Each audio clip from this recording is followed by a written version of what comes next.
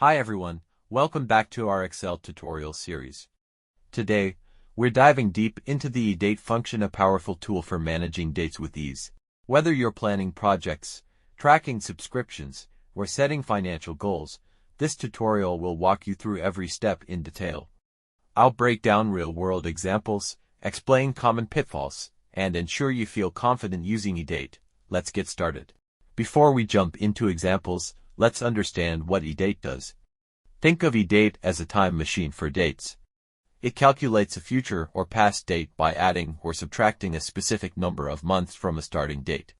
Here's the formula structure: equals EDATE start date, months. Start date, the date you want to base your calculation on. Months, the number of months to move forward positive or backward negative. The magic of EDATE is how it handles tricky scenarios, like month-end dates, without errors. Let's put this into practice. Imagine you're managing a project that starts on March 15, 2025, and you need to find the deadline 3 months later. Let's solve this step by step. Click on cell A to and type the 15th of March 2025. Move to cell B to and type 3. Use positive numbers for future dates and negative numbers for past dates. Click on cell C to and type equals EDATE round brackets. Now, click on cell A to reference the start date. Type a comma to separate arguments. Click on cell B to reference the months. Close the formula with round brackets. Your final formula equals EDATE A2, B2. Press enter.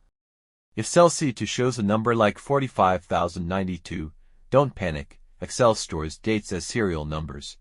Right-click C2, select Format Cells. Under Category, select Date. Choose your preferred format such as the 14th of March 2012. EDATE preserves the day of the month.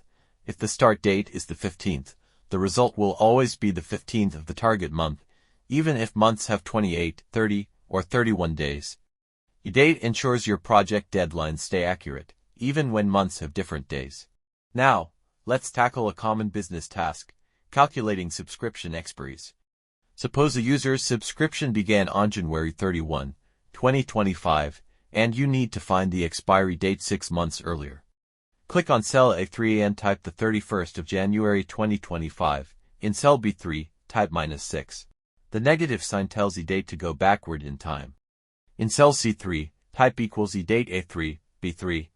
Press enter. The result is July 31st, 2024, not August 1st or a hashtag value, error. Why this happens: if the start date is the last day of the month such as January 31st, EDATE returns the last day of the target month, July 31st. EDATE simplifies backward date calculations. It even adjusts for month-end dates without manual fixes. Congratulations, you've now mastered EDATE from basic deadlines to dynamic financial plans. Try these steps with your own data, and you'll save hours on date calculations.